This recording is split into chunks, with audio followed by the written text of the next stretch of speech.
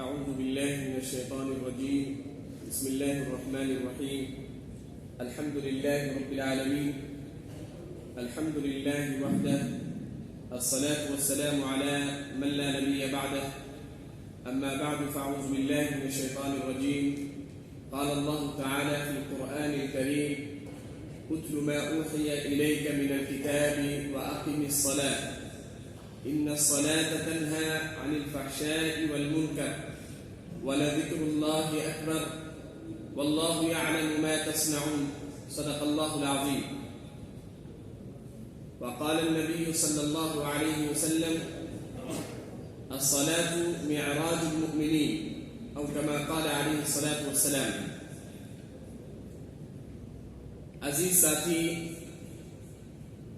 ہمارا آپ کے لیے یہ بڑی خوشی کی بات ہے کہ آج اس مبارک اللہ کے اس مبارک گھر کے اندر ہم سب لوگ دین کی نسبت سے جمع ہوئے. اللہ نے ہم سب کو توفیق دی. جمعہ کی نماز ہم سارے لوگوں نے جماعت کے ساتھ ادا کیا. اللہ کا بڑا کرم، احسان اور فضل ہے. اور اس کے ساتھ ساتھ اللہ نے یہ توفیق دی کہ کچھ دین کی بات سنا جائے. وہ باتیں جو ہم جانتے ہیں لیکن بہت ساری چیزیں انسان کے ذہن سے نکل جاتی ہیں، اس کو دوبارہ ریوائز کیا جاتا ہے تاکہ وہ تجدید ہو جائے، دوبارہ سے ذہن کے اندر آ جائے.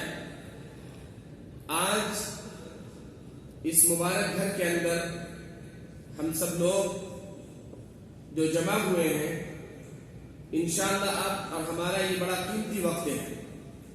یہ جمعہ کی نماز کے بعد کا وقت بڑا قیمتی ہے. ہر ایک کی کچھ نہ کچھ پلاننگ ہے.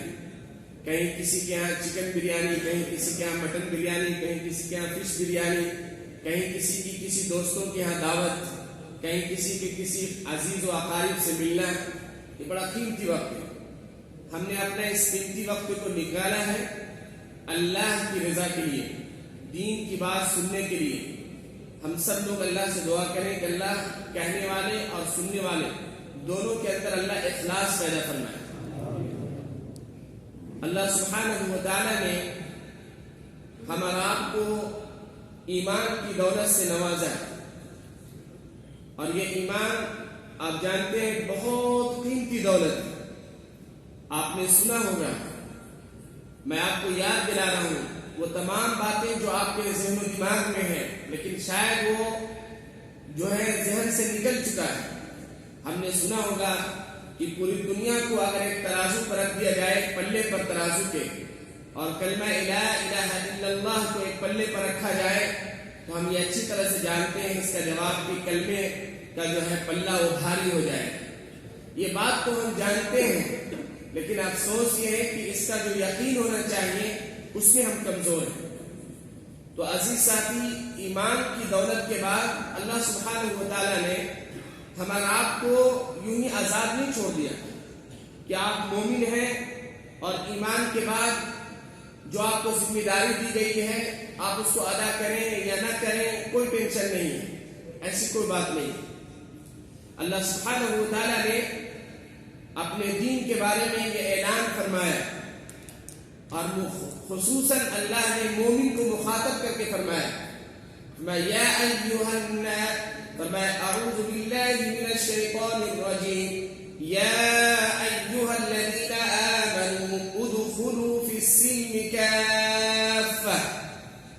اللہ سبحانہ وتعالی اس آیت کریمہ کے اندر، یہ سورہ بقرہ کی آیت ہے، اللہ اس کے اندر اعلان کرتا ہے ڈنڈے کی چوٹی پر کہ اے ایمان والو، اگر تمہیں اسلام پسند ہے، اگر تمہیں دین پسند ہے، اگر تم میری قربت چاہتے ہو، اگر تم چاہتے کہ تمہیں جنت میں داخل کیا جائے، تو ادخلوا فی السلم کافہ، اسلام میں مکمل طور پہ داخل ہو جاؤ. ایک پیر اسلام کے اندر اور ایک پیر یہود و نصارہ کے اندر داخل کر کے زندگی نہ گزارو. یہ نہیں ہو سکتا کہ ایک مومن بیک وقت مسلمان بھی رہے اور نصارہ اور یہودیوں کی صفت بھی اس کی زندگی کے اندر ہے. ایسا نہیں ہو سکتا. اللہ نے اعلان کر دیا کہ تمہاری گردن پر تلوار نہیں رکھا جاتا، تمہیں کوئی مجبور نہیں کر رہا ہمارے دین کے لیے. اللہ کا دین اللہ کی کتاب، اللہ کی شریعت ہمارا آپ کا محتاج نہیں ہے، جس کا نتیجہ اور جس کا سیمپل، جس کی مثال 2020 اور 21 میں کورونا نے اس مسجدوں کو بند کر کے آپ کو دکھا دیا کہ یہ مسجد ہمارے سجدے کا محتاج نہیں ہے۔ اللہ سبحانہ و تعالیٰ اپنے اس گھر کی حفاظت ابابیل پرندے سے اور دوسرے چڑیے سے بھی اللہ کر سکتا ہے، اس کے ذریعے سے اللہ اس گھر کے اندر روشنی پیدا کر سکتا ہے، اس سے اللہ سجدہ کروا سکتا ہے۔ اللہ کے ہزاروں مخلوق ہیں، لہذا اللہ سبحانہ و تعالیٰ نے ہمارا آپ کو یہ سمجھانے کے لیے بتا دیا کہ اے میرے بندے، اے میرے عزیز، یہ مت سمجھنا کہ تم اسلام کے اندر مسلمان بن کر کے اللہ پر احسان کر دو، نہیں، یہ فائدہ اور یہ تمام چیزیں تمہارے لیے ہے۔ لہذا اللہ یہ چاہتا ہے کہ تم نے اگر اسلام کو اختیار کیا ہے تو تم پورے مکمل اسلام کو اختیار کرو۔ یہ نہیں ہو سکتا کہ تم آدھے مسلمان بن کر کے اور آدھے نان مسلم بن کر کے زندگی گزارو، ایسا ممکن نہیں ہے۔ اور اللہ سبحانہ و تعالیٰ نے بندوں کی محبت میں آگے یہ بھی فرما دیا، یا ایھا الذین آمنوا ادخلوا فی السلم کافۃ ولا تتبعوا خطوات الشیطان ولا تتبعوا خطوات الشیطان انہ لکم عدو مبین۔ اللہ نے یہ بھی فرما دیا کہ تم مکمل اسلام میں داخل ہو جاؤ، اس میں کامیابی ہے۔ ولا تتبعوا خطوات الشیطان، اور شیطان کے دشمنوں کے، اسلام کے مخالف لوگوں کے نقش قدم پر مت چلو، انہ لکم عدو مبین، اس لیے کہ وہ تمہارا کھلا دشمن ہے، وہ تمہارے لیے کامیابی نہیں چاہتا۔ وہ لوگ جو چاہتے ہیں کہ مساجد کو ختم کر دیا جائے، وہ لوگ جو چاہتے ہیں کہ مدارس کا نظام ختم کر دیا جائے، وہ لوگ جو چاہتے ہیں کہ جہاں اسلامی تعلیم دی جاتی اس سسٹم کو ختم کر دیا جائے، یہ کھلے دشمن کی علامت نہیں ہے تو کیا ہے؟ اور ہم وہ ہیں کہ ہم انہی کے نقش قدم پر چلنا اپنے لیے فخر سمجھتے ہیں۔ ہم یہ سمجھتے ہیں کہ ان کا سلیبس، ان کی تعلیم اور ان کا کلچر یہ ہمارے لیے فخر کی بات ہے، حالانکہ ہماری فخر اور کامیابی اور ہماری بلندی اور ہمارے سر کا تاج، اللہ سبحانہ و تعالیٰ نے فرمایا لقد کان لکم فی رسول اللہ اسوۃ حسنہ، تمہاری کامیابی، تمہارا کلچر، تمہارا ڈھانچہ، تمہاری صفت، تمہارا طور طریقہ رسول کی زندگی کے اندر رکھا گیا ہے۔ تم دوسروں کے کلچر سے متاثر نہ ہو، تمہارا کلچر 1400 سال پہلے بتا دیا گیا۔ وہ محمد عربی جس نے اس امت کے لیے راتوں میں کھڑے ہو کر کے دعائیں کی، جس کے پیروں کے اندر سوجن آ گئے، جس پیر مبارک کے اندر تھکان آ گیا، لیکن آپ رونے سے، ہاتھ اٹھانے سے، امت کی دعاؤں سے نہیں تھکے۔ آپ نے اللہ کی بارگاہ میں اپنے اس محبوب امتیوں کے لیے دعائیں کی کہ اللہ میری امت کی حفاظت فرما، اللہ میرے بعد میری امت کا کیا ہوگا اس کے بارے میں مجھے بتا دیا جائے۔ جب جبرائیل امین آپ کے پاس آئے اور یہ فرمایا کہ اے محمد، اب اللہ سبحانہ و تعالیٰ آپ کو اس دنیا سے رخصت کرنا چاہتا ہے، تو محمد عربی صلی اللہ علیہ وسلم نے جبرائیل امین سے کیا کہا تھا؟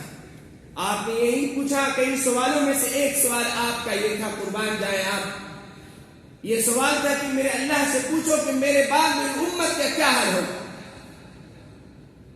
اور اے امتیوں، آج ہم اپنے نبی کی کلچر، ان کی سنت، ان کی صفات، ان کے عادات، ان کے اخلاق، ان کا طور طریقہ اپنے لیے اختیار کرنا شرمندگی محسوس کرتے ہیں، یہ کتنی افسوس کی بات ہے۔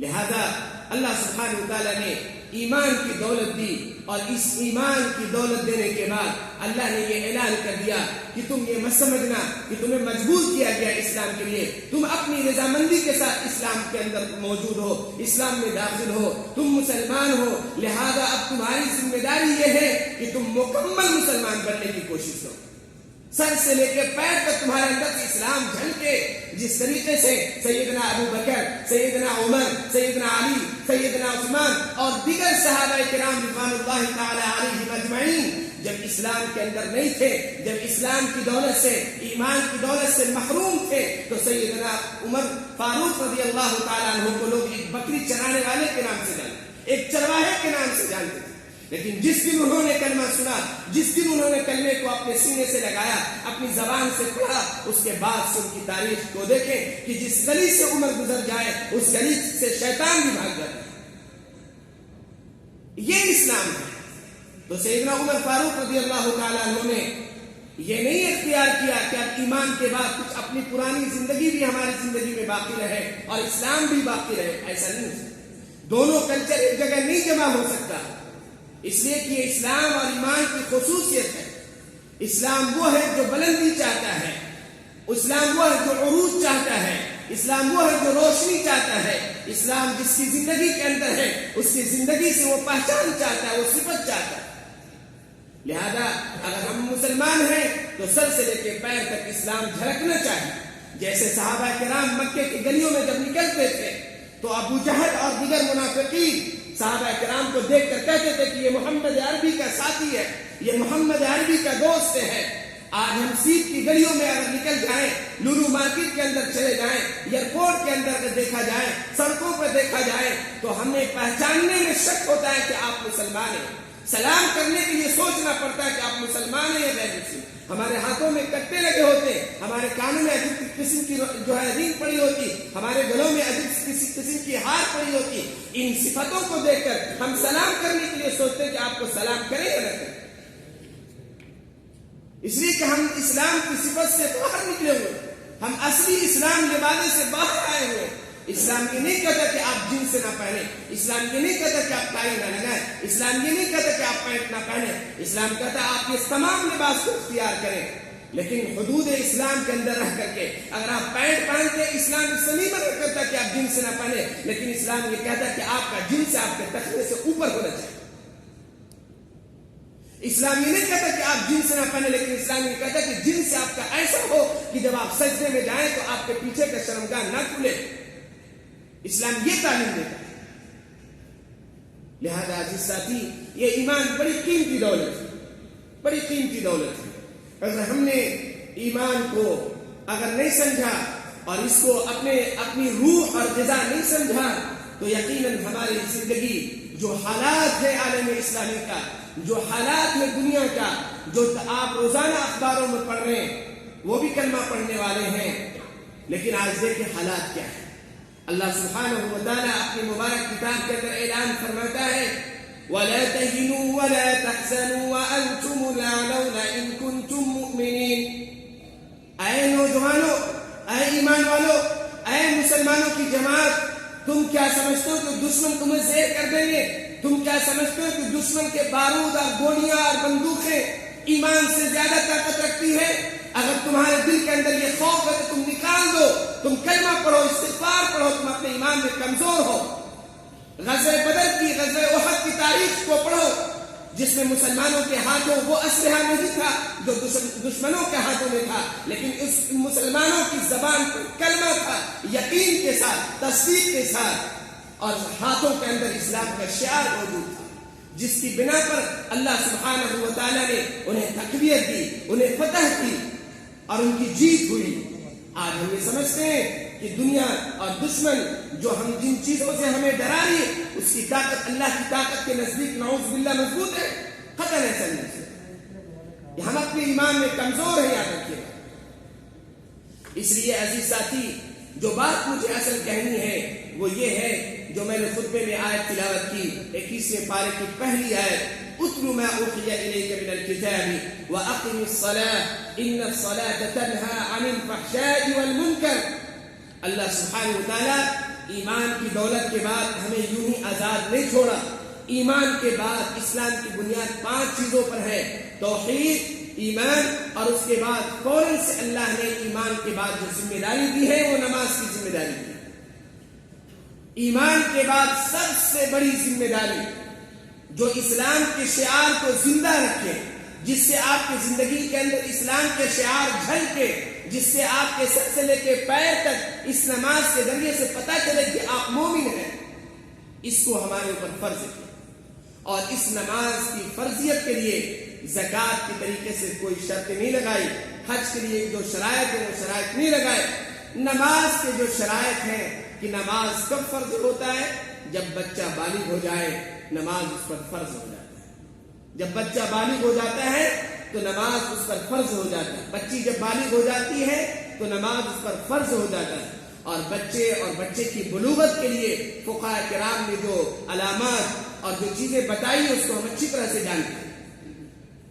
اب اس بلوغت کے بعد سے اگر بچہ 2023 کے مئی میں بالغ ہو گیا، سن بلوغ کو پہنچ چکا ہے، تو اب اس کے ذمے 5 وقتہ نماز فرض ہے۔ اب 2023 سے لے کر کے اگر وہ 2060-70 تک اس دنیا میں رہتا ہے تو اس کو ایک ایک نماز کی حفاظت کرنی ہوگی۔ اگر وہ نہیں کرے گا تو وہ اللہ کے نزدیک اس کے بارے میں سوال کیا۔ لیکن افسوس در افسوس یہ ہے کہ ایمان کے بعد اللہ سبحانہ و تعالیٰ نے اتنی قیمتی دولت دی نماز، اتنی عظیم الشان عبادت دی نماز، جس نماز کی اہمیت اور قدر و قیمت ہم صرف جمعہ کے دن دیکھتے ہیں۔ جمعہ کی نماز میں لوگ کئی سڑک کروس کر کے مسجد کے اندر آتے ہیں جمعہ کی نماز پڑھنے۔ اے نوجوانوں، میں بار بار یہ پوچھنا چاہتا ہوں کہ جمعہ کی نماز کیا ہے؟ آپ جواب دیں گے جمعہ کی 2 رکعت نماز فرض ہے۔ میں پوچھنا چاہتا ہوں فجر کی نماز کیا ہے؟ ظہر کی نماز کیا ہے؟ مغرب کی نماز کیا ہے؟ عشاء کی نماز کیا ہے؟ یہ 5 وقتہ نماز فرض نہیں ہے؟ یہ 2 رکعت فرض پڑھنے کے لیے آپ نے کتنے روڈ کراس کیے، کتنے ٹمپریچر دھوپ آپ نے اندر برداشت کیا، لیکن آج کی فجر کی نماز آپ نے نہیں پڑھی، اس کا احساس تک نہیں دل کے اندر۔ آج کتنے لوگوں نے جو ہے صبح کیا ہوگا 10 بجے، صبح کیا ہوگا 8 بجے، صبح کیا ہوگا 11 بجے، فجر کی نماز کہاں چلی گئی؟ آپ کی 2 رکعت نماز پڑھ کر کے مسجد کے اندر اللہ کے سامنے جھک کر کے کیا چاہتے ہیں؟ اللہ ہم سے راضی ہو جائیں گے 2 رکعت نماز سے، اور وہ نمازیں جو ہمارے لیے وہ بھی پڑھتے ہیں اس کو آپ چھوڑتے چلے آئے۔ پتہ نہیں عید کی نماز کے بعد ہم نے کتنی نماز چھوڑی۔ ہر شخص کو اپنے بارے میں یاد ہے کہ ہم نے کتنی نمازیں چھوڑی۔ یہ احساس دلانا ہے دوستو آج کے اس پروگرام میں کہ ایمان کے بعد ہم آزاد نہیں ہیں۔ ایمان کے بعد ہمارے لیے جو ذمہ داری عائد کی گئی ہے اس ذمہ داری کو پورا کرنا ہمارے لیے فرض ہے۔ اگر ہم نماز کی پابندی نہیں کرتے، اگر ہم نماز نہیں پڑھتے 5 وقتہ، تو یاد رکھیں کہ آپ اللہ کے حق میں کمی کر رہے ہیں اور اپنے لیے اپنے آپ کو جہنم سے خرید کر۔ اللہ کے رسول صلی اللہ علیہ وسلم نے حدیث شریف کے اندر فرمایا الصلاۃ معراج المؤمنین۔ جب آپ علیہ الصلوۃ والسلام معراج کے سفر سے آئے تو صحابہ کرام نے آپ کا استقبال کیا، دشمنوں نے آپ کی مخالفت کی، پھر صحابہ کے سامنے بہت ساری باتیں آئی۔ صحابہ نے پوچھا یا رسول اللہ، اس معراج کے سفر میں جو آپ نے سبحان الذی اسری بعبدہ لیلا من المسجد الحرام الى المسجد الاقصى الى آخری، آپ نے جو اتنا لمبا سفر کیا مسجد اقصی اور مسجد اقصی سے سدرۃ المنتہا تک، اور پھر اس کے بعد آپ واپس آئے، یا رسول اللہ ہمارے لیے اس سفر میں آپ کیا لے کر آئے؟ صحابہ نے پوچھا۔ آپ علیہ الصلوۃ والسلام نے صحابہ کو کیا جواب دیا؟ کہا کہ اے میرے ساتھی، اے میرے دوست، ہمارے لیے جو معراج تھا وہ یہ سفر تھا مکے سے مسجد اقصی اور مسجد اقصی سے سدرۃ المنتہا تک کا، یہ ہمارا معراج ہے۔ لیکن اے میرے عزیز، تم سب کے لیے جو معراج ہے، میری پوری امت کے لیے جو معراج ہے، وہ الصلاۃ معراج المؤمنین، نمازوں کے اندر ہم نے معراج رکھا۔ تم 5 وقتہ نماز پڑھو، یہی تمہارے لیے معراج ہے۔ حضور پاک علیہ الصلوۃ والسلام نے نمازوں کی کس قدر اہتمام کی تلقین فرمائی آپ اندازہ نہیں لگا سکتے۔ یہاں تک کہ آپ آخری مرحلے میں، آخری زندگی، آپ آخری مرحلے میں بیڈ کے اوپر لیٹے ہوئے ہیں اور آپ صحابہ کو، گھر والوں کو تلقین کر رہے ہیں کہ قرۃ عینی فی الصلاۃ، قرۃ عینی فی الصلاۃ۔ آتا ہے حدیث کی کتابوں میں کہ ایک موقع پر حضور پاک علیہ الصلوۃ والسلام، غور سے سنیے گا، یہ حضور پاک علیہ الصلوۃ والسلام ایک موقع سے اپنی بیٹی سیدہ فاطمہ رضی اللہ تعالی عنہا کے گھر تشریف لائے۔ سیدہ فاطمہ تقریباً 2-3 دن سے بھوکی تھی، بہت پریشان تھی، تو آپ علیہ الصلوۃ والسلام کا قدم مبارک جب سیدہ فاطمہ کے گھر رکھا تو سیدہ فاطمہ یہ سوچنے لگی کہ میری پریشانی کی وجہ کر ابا جان میرے گھر تشریف لائے ہیں، اور حضور کے چہرے کو دیکھ کر کے سیدہ فاطمہ یہ محسوس کی کہ میرے والد بڑا کسی غم یا کسی تھکان کے اندر، تو فوراً حضور کا استقبال کیا اور بیٹھایا اور حضور پاک علیہ السلام کے سر مبارک کو سیدہ فاطمہ رضی اللہ عنہا نے اپنے پیر کے اوپر رکھا اور سر کو دبانا شروع کیا اور کہنے لگی ابا جان میری جان قربان ہے اللہ اور اس کے رسول پر، کیا میں آپ کے سر کو دبا دوں؟ کیا میں آپ کے سر میں تیل ڈال دوں؟ کیا آپ کے سر اور جو ہے جسم کے تھکان کو میں دور کر دوں؟ کس طریقے سے کروں؟ کون سی خدمت کروں؟ اے ابا جان آپ بتا دیں۔ حضور پاک علیہ السلام نے کیا جواب دیا؟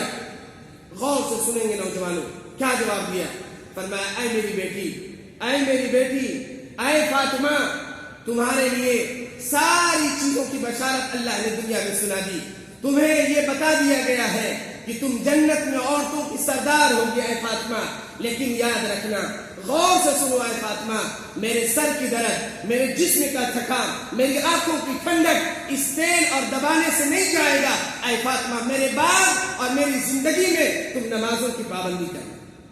قرۃ عینی فی الصلاۃ، یہ میری آنکھوں کی ٹھنڈک، نماز میری آنکھوں کی ٹھنڈک ہے اے فاطمہ۔ ایسا نہ ہو کہ تم نے بچوں اور گھر کی جو ہے کام اور اس طریقے کی مشغولیت کی وجہ سے ایسا نہ ہو کہ تمہاری نماز چھوٹ جائے اور اللہ کے ہاں جب تم سے پوچھا جائے تو تم یہ جواب دو کہ ہم فاطمہ بنت محمد ہیں، اس لیے مجھے معاف کر دیا جائے۔ اللہ کی بارگاہ میں عدالت اور انصاف ہوگا، چاہے وہ فاطمہ بنت محمد ہو، چاہے وہ اسماء بنت ابو بکر ہو، کسی نے بھی اللہ کے حقوق میں اگر ذرہ برابر کمی کی ہے تو اللہ کے ہاں اس کو جواب دے۔ حضور نے اپنی لخت جگر بیٹی، اور وہ بیٹی جس کے بارے میں بتا دیا گیا کہ جنت میں عورتوں کی سردار ہوگی، آپ نے اسی لیے تعلیم دی۔ عزیز ساتھی، آج ہم اپنی آل و اولاد کے لیے دنیا کمانے، صبح و شام آفس میں بیٹھ کر کے اپنے آپ کو بیزی رکھ رہے ہیں، لیکن اے عزیز ساتھی، اے دوستو، سینے پر ہاتھ رکھ کے سوچیں، ہم میں سے کتنے لوگ ہیں جو اپنی اولاد کی آخرت کی بھی فکر کرتے ہیں؟ ہم میں سے کتنے لوگ ہیں جو اولاد کو اسکولوں کے لیے تو اٹھاتے ہیں، اسکول کی ٹائمنگ پر تو انہیں اٹھاتے ہیں، لیکن فجر کی اذان کے وقت جب مؤذن فجر میں اذان دیتا حی علی الصلاۃ حی علی الصلاۃ، کیا اس وقت آپ اٹھتے اور اپنی اولاد کو اٹھاتے ہیں؟ نہیں اٹھاتے؟ اگر نہیں اٹھاتے تو یہ بہت بڑا اشکال ہے، یاد رکھیں، یہ بہت بڑا خلل ہے ہمارے ایمان کے اندر۔ اگر آپ فجر کی نماز یا دیگر نمازوں میں اگر نہیں آتے مسجدوں کے اندر، یا اگر آپ آتے ہیں آپ کی اولاد نہیں آتی جو بالغ اولاد ہے، یا آپ نماز پڑھتے ہیں آپ کی عورتیں جو گھروں کے اندر وہ نماز نہیں پڑھتی ہیں، تو یاد رکھیے گا آپ مسئول ہیں اللہ کے نزد۔ کلکم راع وکلکم مسئول عن رعیتہ، اللہ کے اس کے بارے میں پوچھو گا۔ بہت افسوس کی بات ہے، آج ہم اپنی اعلی اولاد کے لیے، دنیا کی ترقی کے لیے تمام تر چیزوں کو ہم جو ہے کروس کر جاتے ہیں، تمام محنتیں ہم کر ڈالتے ہیں، تمام کوششیں ہم کر ڈالتے ہیں، لیکن ہمارے اندر یہ فکر نہیں آتی کہ ہماری اولاد ڈاکٹر بننے کے ساتھ 10 کلاس پاس کرنے کے ساتھ ساتھ مومن بھی بن جائے، مسلمان بھی بن جائے، نمازی بھی بن جائے، ایمان والا بن جائے۔ یہ فکر ہمارے اندر، اور جب یہ فکر ابتدا سے نہیں ہوتی ہے، بیسک سے اگر یہ فکر نہیں ہوتی ہے، پھر والدین یہ چاہتے ہیں کہ جب وہ 40 سال کا ہو جائے، 20 سال کا ہو جائے، 18 سال کا ہو جائے، 35 سال کا ہو جائے تو وہ میرے قریب بیٹھے، میری باتوں کو سنے، میرا ادب کرے، میرا احترام کرے۔ یہ نہیں ہوتا۔ آج والدین کو اسی چیز کا شکایت ہے کہ ہماری اولادیں میری باتیں نہیں سنتی۔ یہ اولادیں آپ کی باتیں کیوں نہیں سنتی؟ وہ آپ کا خون ہے، آپ کا جگر ہے، آپ نے اس کے لیے عمان کی کون ایسی گلیوں میں آپ نے نہیں ان کو گھمایا، آپ نے ان کو لے کر اپنی گاڑیوں سے کون ایسی مارکیٹ آپ نے نہیں چھوڑا ہوگا، ہر چیز ان کے لیے آپ نے قربان کیا۔ آج کیا بات ہے کہ وہ آپ کے نزدیک بیٹھنے کے لیے جو ہے پسند نہیں کرنا؟ اس کی وجہ یہ ہے کہ آپ نے ان کو دینی تعلیم سے دور رکھا، آپ نے ان کو دینی تعلیم سے دور رکھا۔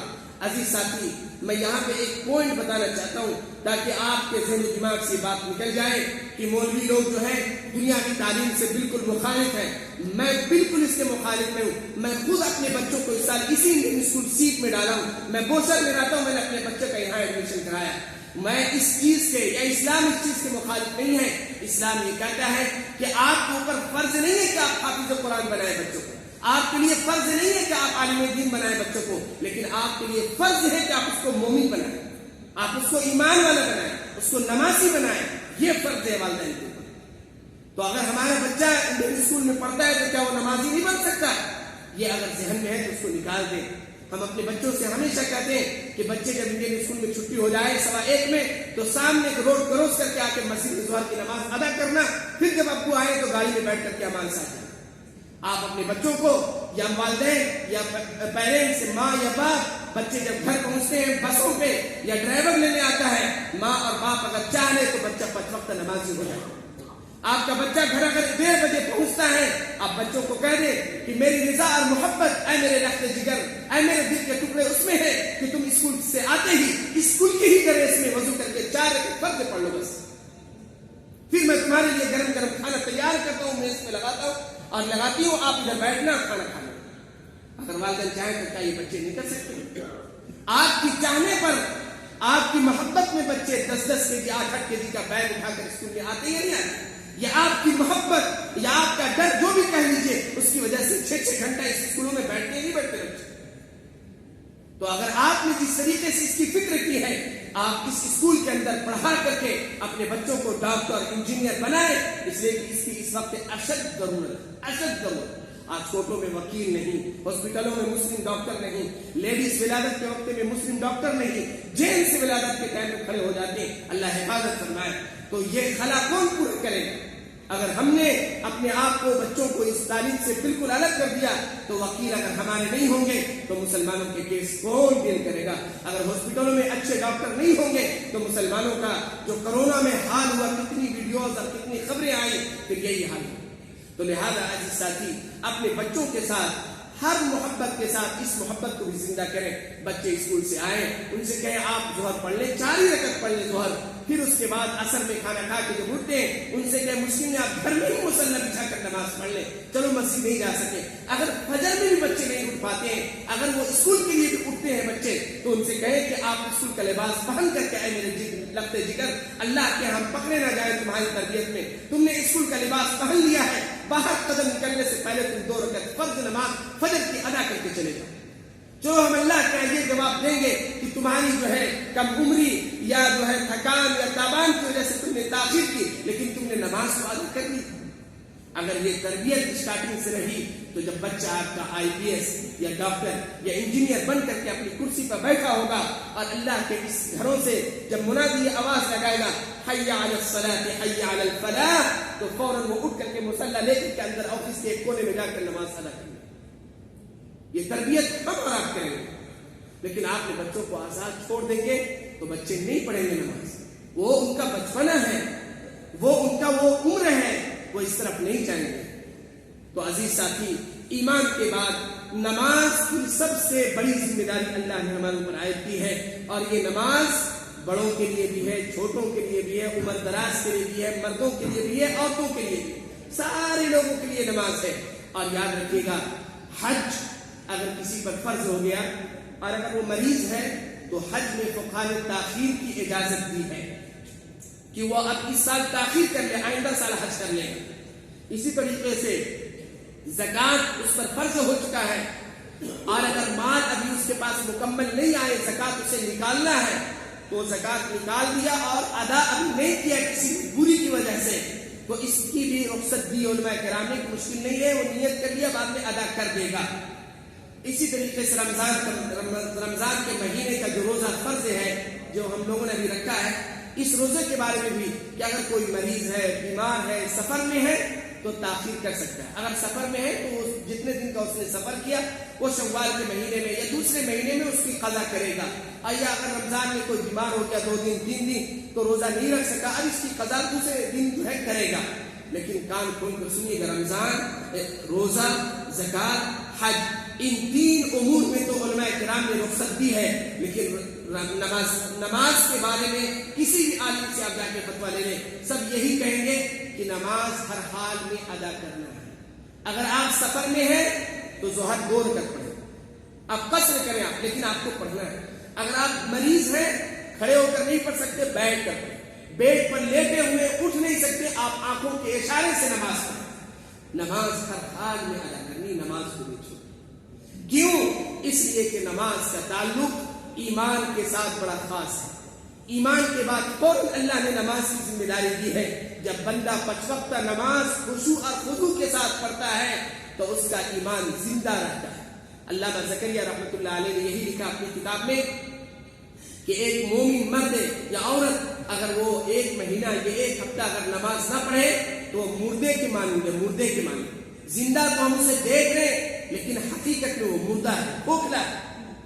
اس لیے عزیز ساتھی، ہم زندے مردے نہ بنے، ہم زندہ مومن بنے۔ اللہ سبحانہ وتعالی ہمیں بھی آپ کو بھی ایمان کی قدر اور حفاظت کرنے کی اللہ توفیق عطا فرمائے، اور اس کے ساتھ ساتھ نمازوں کی پابندی کرنے والے بنائے۔ اللہ ہم سب کو جو ہے 5 وقت نماز پابندی کے ساتھ، خشوع اور خضوع کے ساتھ اللہ ادا کرنے کی توفیق عطا فرمائے۔ اللہ ہمیں بھی، ہماری اولادوں کو، ہماری بیویوں کو، ہماری ماں اور بہنوں کو، سب کو اللہ تعالیٰ نمازی بنائے۔ خشوع اور خضوع کے ساتھ نماز پڑھنے کی اللہ سب کو توفیق عطا فرمائے۔ اللہ سبحانہ وتعالیٰ سے کی بارگاہ میں یہ دعا کرتے ہیں کہ اللہ ماضی میں جو ہم نے نمازیں پڑھی ہے، اس کے قیام میں، اس کے رکوع میں، اس کے سجدے میں جو کوتاہیاں ہوئی، غلطیاں ہوئی، جو کمی ہوئی، جو سستی ہوئی، اللہ اسے معاف فرما دیجیے۔ آنے والے وقت میں اللہ صحیح طریقے سے نماز پڑھنے کے اللہ توفیق عطا فرمائیے۔ اے اللہ اس نماز کا اہتمام ہماری زندگی میں بھی اور ہماری اولاد، ہمارے اہل خانے کی زندگی کے اندر بھی ڈال دیجیے رب العالمین۔ اے اللہ جتنے لوگ اس پروگرام میں موجود ہیں، اللہ ہم سب کے بیٹھنے کو، کہنے کو، سننے کو قبول فرما لیجیے۔ اے اللہ ہم میں سے جو لوگ پریشان ہیں ان کی پریشانیوں کو دور فرما دیجیے۔ اللہ ہم میں سے جو بیمار ہیں ان شفائے کلی عطا فرما دیجیے۔ اللہ ہم میں سے جن کے والدین اس دنیا سے جا چکے ہیں، اللہ ان کی مغفرت فرما دیجیے۔ اللہ ہم میں سے جن کے والدین اس دنیا کے اندر موجود ہیں، اللہ ان کی قدر، ان کی خدمت کرنے کی توفیق عطا فرمائیے۔ اللہ ان کی عمر میں برکت عطا فرمائیے۔ اللہ ان کا سایہ دیر تک اللہ باقی رکھے ہمارے اوپر۔ اللہ ان کی برکتوں سے، ان کی محنتوں کی کوششوں میں اور ان کی وجودگی کی وجہ سے جو ہم سب کے لیے خیر ہے، اللہ اس کا فیصلہ فرما دیجیے یا رب العالمین۔ ہمیں جن لوگوں نے دعاؤں کے لیے کہا ہے یا جن کا ہمارے اوپر حق ہے یا جن کو ہم سے امیدیں ہیں یا جو کہنا چاہتے نہیں کہہ سکے، اللہ تمام کی جانب سے تمام کے جائز مقاصد کی دعاؤں کو قبول فرما لیجیے۔ اللہم یا حی یا قیوم برحمتک استغیث، اللہم اجعل جمعنا هذا جمعا مرحوما واجعل تفرقنا من بعده تفرقا معصوما ولا تدع فينا ولا معنا شقيا ولا محروما يا الله يا ذا الجلال والإكرام يا الله يا أرحم الراحمين۔